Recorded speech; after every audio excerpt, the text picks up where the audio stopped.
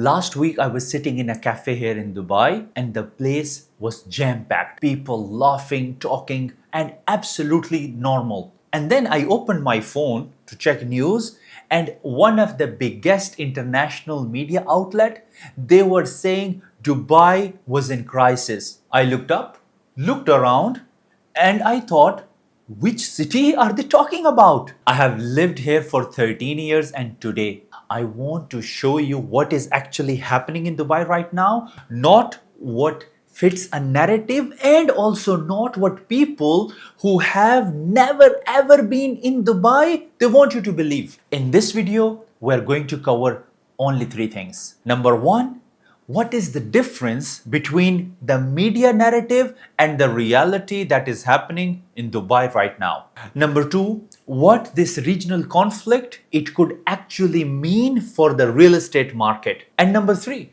what you should do right now, depending on whether you are an end user, you are an investor, or you are someone who was, I would use the word was thinking to buy. And just for transparency, I'm recording this video on 11th of March 2026 here in Dubai. So let's first acknowledge the reality. Yes, there were disruptions. For a few days, flights at Dubai International Airport, they experienced delays and cancellations as well because of the precautions during this regional crisis. And understandably, some travelers they were nervous and a few people they chose to leave early or change their travel plans. That part is absolutely true. But something else happened at the same time as well. Something that many headlines they never mentioned and they would never mention it. Hotels across the city here in Dubai and also in Abu Dhabi, they were instructed not to evict tourists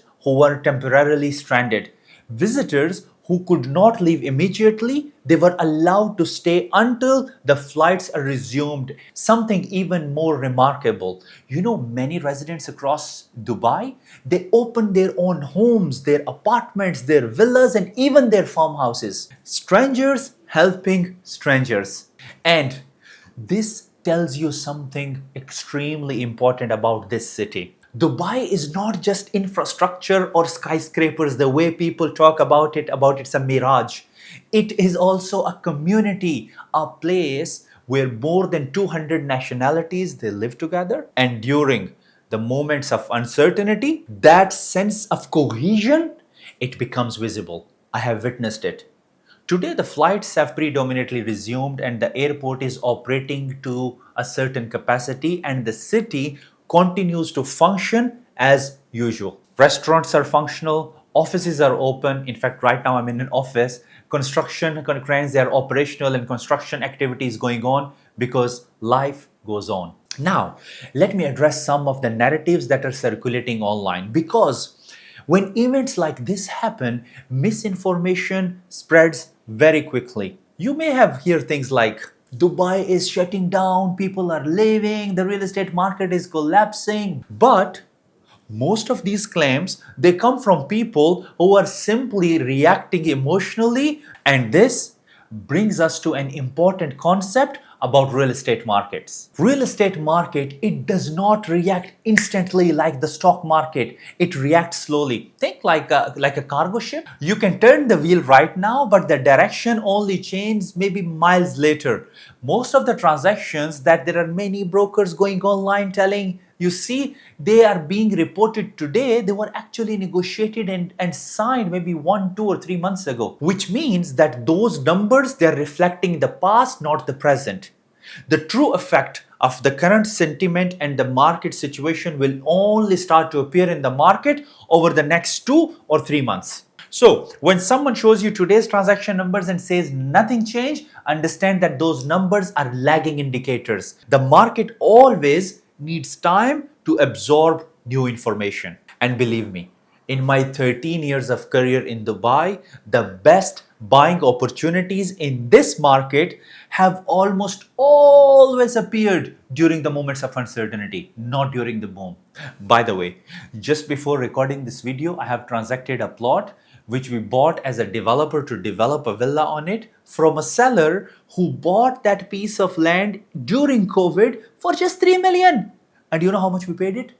13.75 million. Just imagine the return that lucky seller made only because he believed in the city at the time of an unprecedented human crisis. No major city in the world is immune to shocks.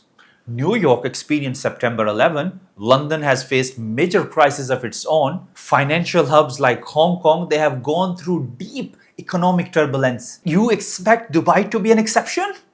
Events like these are often described as a black swan event, unpredictable shocks. And if you look at Dubai's history, you see a clear pattern. After the global financial crisis, after the regional tensions in the early 2010, after the pandemic, each time the city adopted, adjusted, and continued growing. The challenges changed, but the pattern remained the same. Now, let's talk about what actually happened in the real estate market.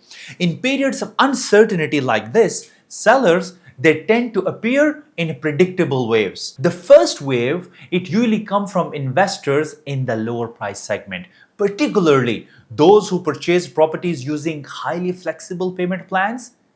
These buyers sometimes depend on a constant market momentum. If the sentiment slows down, some of them may decide to exit earlier. Now, the second wave, these are the investors who have strong financial position, the buyers who purchased high value properties or units with an aggressive payment plans.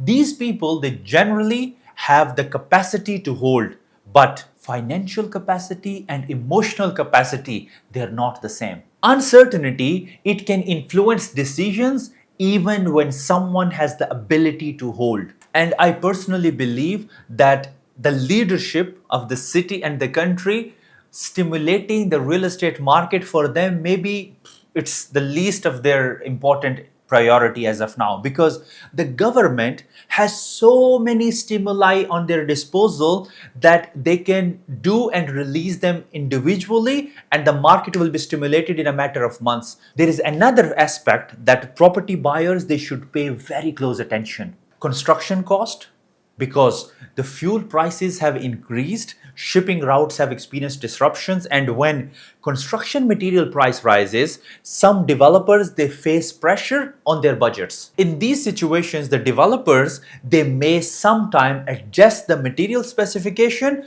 to manage the cost, unless those specifications are clearly protected in the purchase agreement. So you have purchased an off-plan property, it's extremely important for you to review your SPA carefully, specifically to the finishes, because normally the finishes are rarely specified, they mention them in abstract. So make sure you read that part carefully. And when the property is handed over to you, inspect everything thoroughly before signing the handover. This is a simply smart due diligence. Another reason Dubai tends to recover quickly from shocks as its leadership and policies, they have adaptability and flexibility.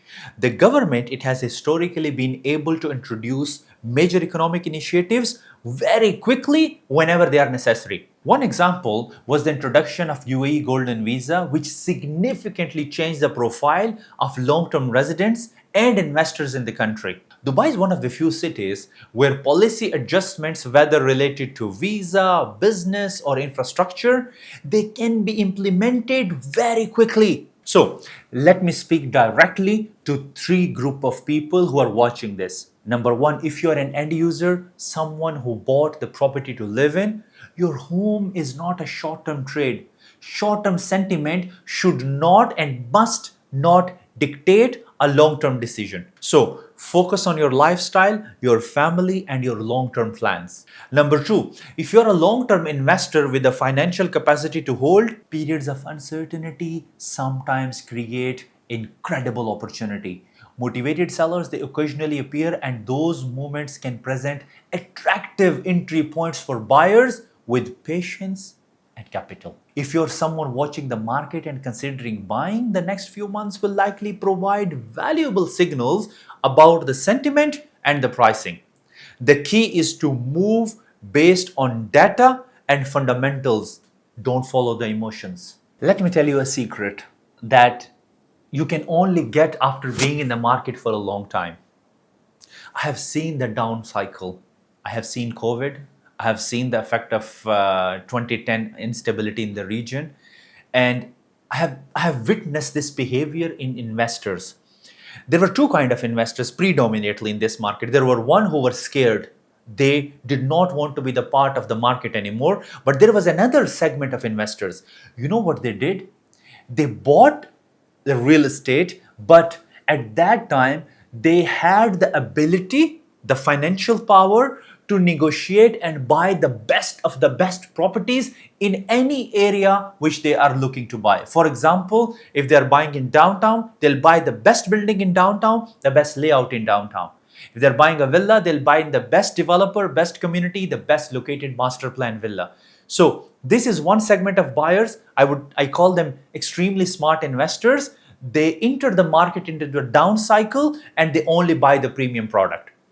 And then there is another segment of investor who enter the market into a booming segment. Now remember, in booming segment, you can sometimes barely able to buy a property just to be part of that bandwagon. You don't have the opportunity and luxury to buy a prime real estate into that community or that building. So before I close, I want to say something that goes beyond markets. My thoughts are genuinely with everyone who is affected by the tension in the region. Conflicts, they always bring uncertainty, and the people living closest to them, they carry the heaviest burden. I personally hope, I pray sincerely that de-escalation happens and that stability returns for everyone who is involved. As for Dubai, we have the city is working, the city is operating, the airport is operating, the construction is happening, the restaurants are occupied, and the city continues to function. Cities are not defined during easy times. They reveal their true character during the difficult ones. And if history has shown us something, it is that Dubai has an extraordinary ability to absorb challenges and move forward.